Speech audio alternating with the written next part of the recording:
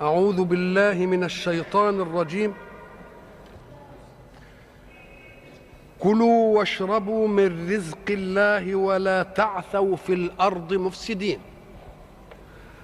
بعد أن قدم أن موسى استسقى ربه لقومه فقبل ربه سقياه، وقال له اضرب بعصاك الحجر فانفجرت منه 12 عينا، وتوجه كل سبط من الأسباط وذريته إلى مشربهم، وضع الحق قضية كان ولا بد أن تذيل بها هذه النعمة، لأن الإنسان حين يكون مضطرا يفقد الثقة بنفسه وبأسبابه، ولكنه لا يسلم نفسه فيلجأ إلى ربه. فإذا ما لجأ إلى الله باضطرار أجاب الله دعاءه، لأنه قد استنفذ كل الأسباب التي أمده الله بها. والإنسان لا يطلب معونة الذات إلا إن استنفذ أسباب الذات المعطاة له. وكثير من الناس كما قلنا يقول دعوت الله فلم يجبني، نقول له الذي يجاب إنما هو دعاء المضطر، وأنت دعوت عن ترف فلم تدع عن حاجة.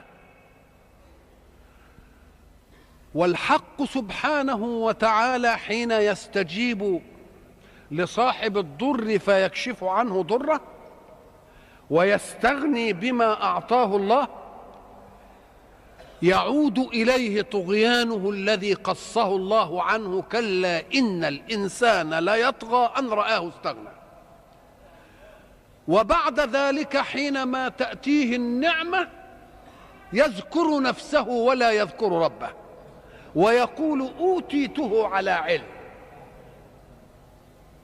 فيريد الله أن ينبه بعد حادثة الاضطرار إلى طلب السقيا، يستغل هذا الاضطرار، يعني في حموة الاضطرار يقول كلوا واشربوا من ايه؟ من رزق الله، ولا تجيبوا على هذا بأن تعثوا في الأرض مفسدين. إذن فكأنه استغل امتداد حاجة الضعف البشري ولقنه الحكمة التي تدفع عنه غروره بنفسه حين يستغني. لقد كان لسبأ في اليمن، لقد كان لسبأ في مسكنهم آية، جنتان عن يمين وشمال، كلوا من رزق ربكم واشكروا له بلدة طيبة ورب غفور. فأعرضوا عن ماذا؟ الأعرضوا عن الأكل؟ لا، هم كلوا، بس كلوا مش على أنه من رزق ربكم، على أنه من شطارة وبنين السد. الله، طيب يبقوا أعرضوا عن إيه؟ كلوا بس أكلوا أكلا غير ملتبس من رزق الله، ولكن من سد مأرب اللي عملناه وعملنا مش عارف الإيه. وأعرضوا عن شكر الله، فبماذا أجابهم الله؟ فأعرضوا فأرسلنا عليهم سيل العرم. اللي كانوا بيعتزوا بيه إنه حجز المية وعمالين يروم ويعملوا زي ما هم عايزين ويجي لهم الخير، جات لهم النكبة من إيه؟ منه نفسه. أرسلنا عليهم إيه؟ سيل العرم، وبدلناهم جنتين ذواتي أكل خمط وأسل وشيء من سدر قليل، ذلك جزيناهم بما كفروا وهل نجازي إلا الكفور. إذن فيجب أن يحتاط الإنسان لنفسه حين تواتيه الأسباب. ويقول الله: وإذا مس الإنسان ضر دعانا لإيه؟ لجنبه أو قاعدا أو قائما فلما كشفنا عنه ضره مر كأن لم يدعنا إلى ضر مسه، مش كده؟ وفي آية تانية برضو يقول وجعل لله أندادا ليضل عن سبيله. يقول لك لا أصلا احتطت للمسألة وأصلا اتجدعنت وأصلا عملت وينسى الإيه؟ ينسى الأصلية خالص.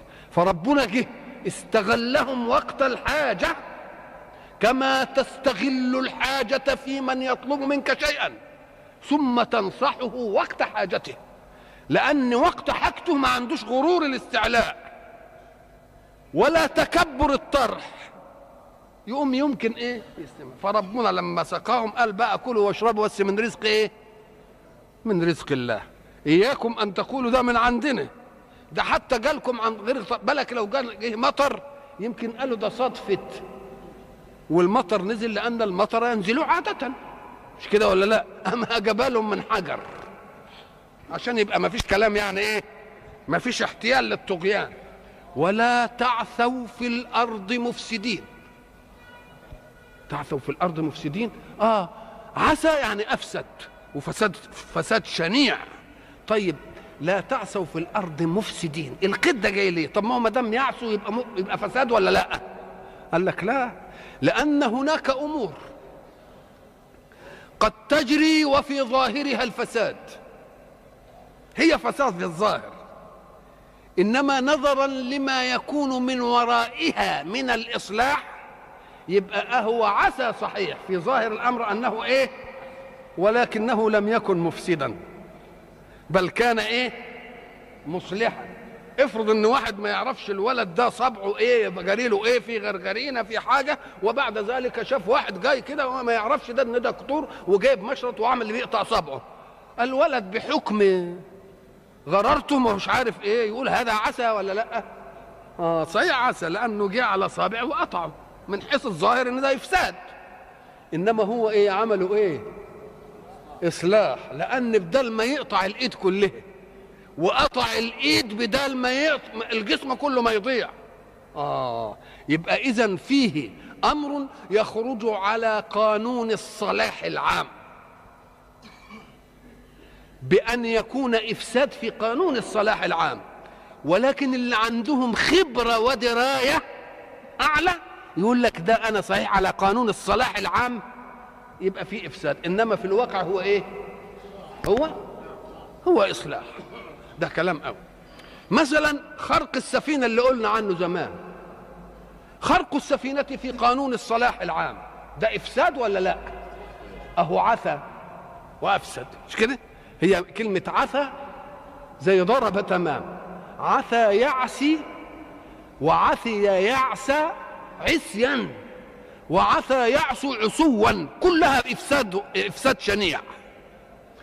بس كلمة مفسدين دلت على أننا نتنبه إلى أن الصلاح له قانون عام وله قانون خاص يعلمه أهل الذكر.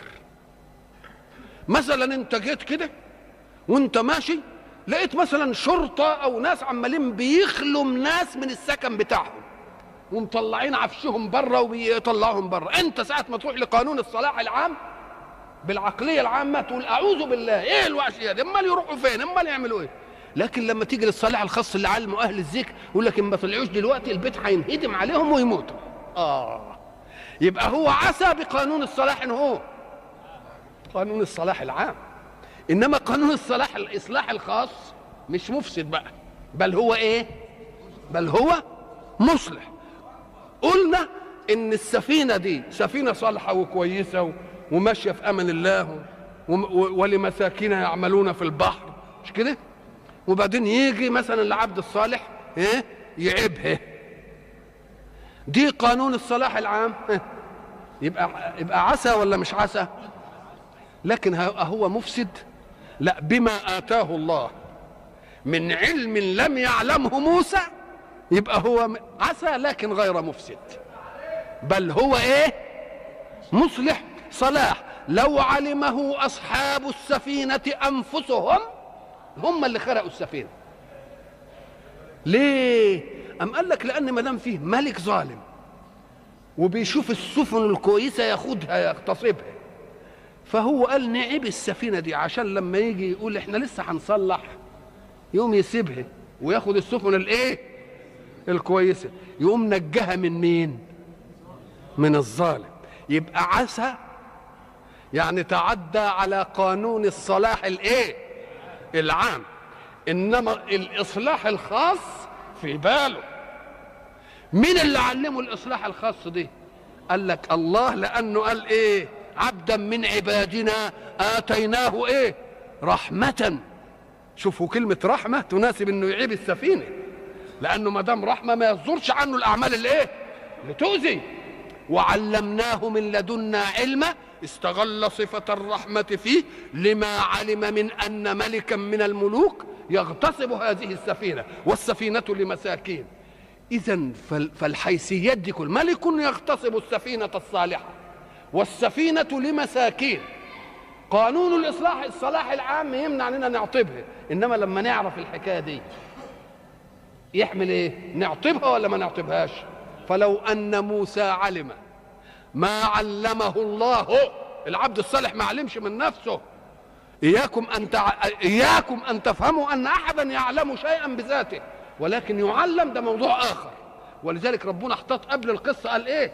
علمناه من لدنا علما واتيناه رحمه. مش كده؟ يبقى اذا لما تشوفه هيخرق السفينه تذكر ان الله اتاه رحمه، تذكر ان الله اتاه. لو ما قالش رحمه يمكن نقول ده راجل قاسي القلب، لا، الاول عرفنا ان له ايه؟ ان له رحمه. وبعد ذلك بالصلاح الخاص علمناه من لدنا علما. فلو أن موسى علم ما علمه العبد الصالح من ربه، أما كان يساعد العبد الصالح في خرق السفينة؟ لو أن أصحاب السفينة ذاتهم علموا خرقوها ولا ما خرقوهاش؟